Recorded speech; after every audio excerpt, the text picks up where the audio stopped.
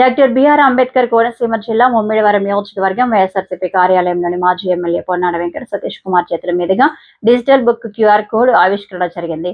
ఈ కార్యక్రమంలో ఆయన మాట్లాడుతూ అధికార పార్టీ కూటమి ప్రభుత్వంలో వైసీపీ సామాన్య పేద ప్రజలపై అత్యధిక కేసులు దాడులు జరుగుతున్నాయని, ఈ కారణాల దృష్ట్యా ఆంధ్రప్రదేశ్ మాజీ ముఖ్యమంత్రి వైఎస్ జగన్మోహన్ రెడ్డి ఈ డిజిటల్ బుక్ ప్రవేశపెట్టడం జరిగిందని, ఈ సీసీటీవీలోని ప్రతి వైఎస్ఆర్సీపీ కార్యకర్త, నాయకులు, మహిళలు, దళితులపై జరిగిన దాడులు, సంఘటనలు దీనిలో అప్లోడ్ చేయబడతాయని, ముఖ్యంగా పోలీస్ వ్యవస్థ కూటమి ప్రభుత్వానికి లోబడి దాసోహం చేస్తుందని, ఈ నిరంకుశ పాలనలో చేసిన తప్పులను వీరు రిటైర్డ్ అయిన వాలంటీర్ రిటైర్మెంట్ తీసుకున్న సప్త సముద్రాల అవతల దాగి ఉన్న తీసుకొచ్చి వారికి తగిన శిక్ష పడే విధంగా ఈ డిజిటల్ బుక్ సహకరిస్తుందని తెలియజేశారు.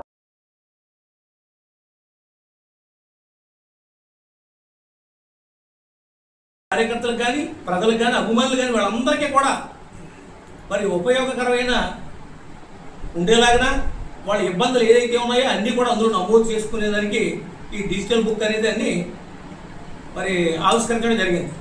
రెడ్ బుక్ అంటే ప్రజలను భయభ్రాంతులు చేసే విధంగా రెడ్ బుక్, ఆ పేరే రెడ్ బుక్ అంటే భయభ్రాంతులు చేసేలా ఉంది.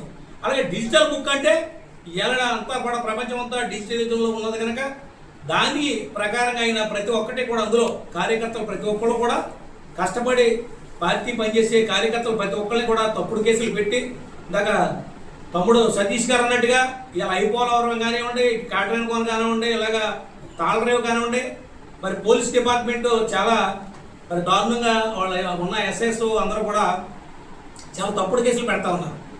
ఖచ్చితంగా మరి మీడియా మూలకంగా మేము చెప్తా ఉన్నాం, రేపు పొద్దున్న ఖచ్చితంగా ఈ అధికారం అనేది పరమార్థం కాదు. ఖచ్చితంగా అధికారం ఉంటుంది, మళ్ళీ మారుతూ ఉంటుంది. రేపు రాబోయే రోజుల్లో ఖచ్చితంగా వైఎస్ఆర్ పార్టీ మరి జగన్మోహన్ రెడ్డి గారు ముఖ్యమంత్రి అవుతారు.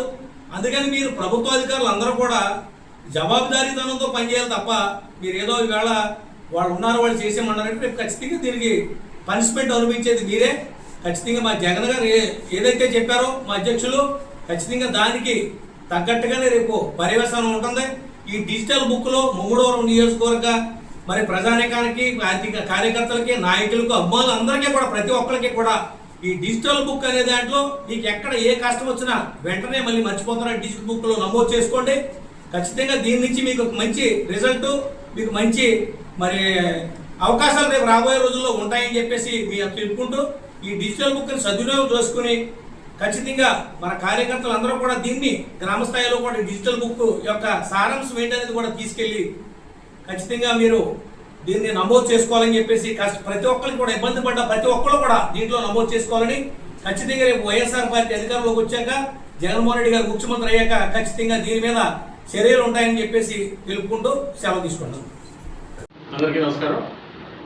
కూటమి ప్రభుత్వం ఏర్పడిన తర్వాత ఏదైతే ఈ 15 నెలల కాలంగా ఏదైతే పరిపాలన జరుగుతుందో ఇవాళ రాష్ట్ర వ్యాప్తంగా వైఎస్ఆర్ కాంగ్రెస్ పార్టీ శ్రేణుల పైన, అలాగే ఎవరైతే వైఎస్ఆర్ కాంగ్రెస్ పార్టీ సానుభూతి పరులైనటువంటి ప్రజలపైన ఏ రకమైన దుర్మార్గమైన పరిపాలన చేస్తూ వాళ్ళు ఏ రకంగా ఇబ్బందికి గురవుతూ ఇబ్బంది పెడుతున్నారనేది మనం చూస్తూనే ఉన్నాం.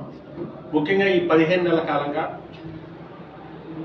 స్వయంగా ఈ రాష్ట్రాన్ని పరిపాలిస్తున్నటువంటి ముఖ్యమంత్రి వైఎస్ఆర్ కాంగ్రెస్ పార్టీ శ్రేణులకు కానీ వాళ్ళ సానుభూతి పరులకు కానీ పనులు చేయొద్దు, వాళ్ళకి పనులు చేసి పెట్టినట్లయితే మనం పాముకి పాలేసి పెంచినట్టే అని చెప్పి స్వయాన ఒక రాష్ట్ర ముఖ్యమంత్రి మాట్లాడటం నిజంగా చాలా దురదృష్టకరం. ఎందుకంటే దేశంలో ఏ ముఖ్యమంత్రి ఆ రకంగా మాట్లాడి ఉండడు.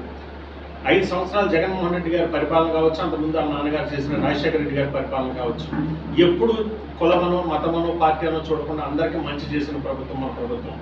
ఇవాళ చంద్రబాబు నాయుడు ఏదైతే మాట్లాడుతున్న విధానం కావచ్చు, అలాగే అతని తనయుడు ఎవరైతే లోకేష్ పరిపాలన తీరు కావచ్చు వాళ్ళు చూసుకున్నట్లయితే ఎంత దారుణంగా వైఎస్ఆర్ కాంగ్రెస్ పార్టీ శ్రేణుల పైన తప్పుడు కేసులు బనాయిస్తూ తప్పుడు మార్గాల్లో వాళ్ళని ఇబ్బందులు గురి చేస్తూ ఇవాళ పరిపాలన ఈ 15 నెలల కాలంగా చూసాం.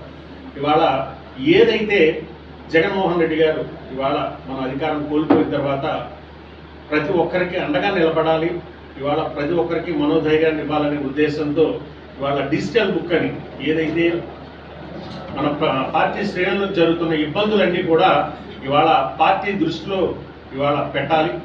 ఏదైతే మనం పెట్టిన తర్వాత రేపు రాబోయే రోజుల్లో ఏదైతే ఖచ్చితంగా అధికారం అనేది ఎవరికీ శాశ్వతం కాదు.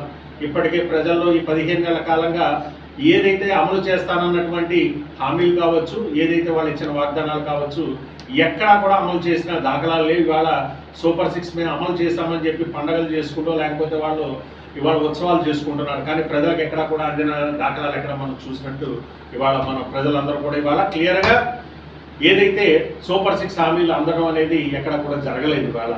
ఇవాళ ఇది జరగకపోగా ఇవాళ ఈ రెడ్ బుక్ రాజ్యాంగం అని చెప్పి ఏదైతే లోకేష్ అమలు చేస్తున్నటువంటి ఈ రెడ్ బుక్ రాజ్యాంగంలో ఉన్నటువంటి ఏదైతే అక్కడున్న నాయకులను కానీ అక్కడున్న కార్యకర్తలు కానీ ఇబ్బందులు గురి చేస్తూ ఇవాళ ఈ రాష్ట్రంలో ఒక దుర్మార్గమైన పరిపాలన చేస్తూ ఉన్నారు.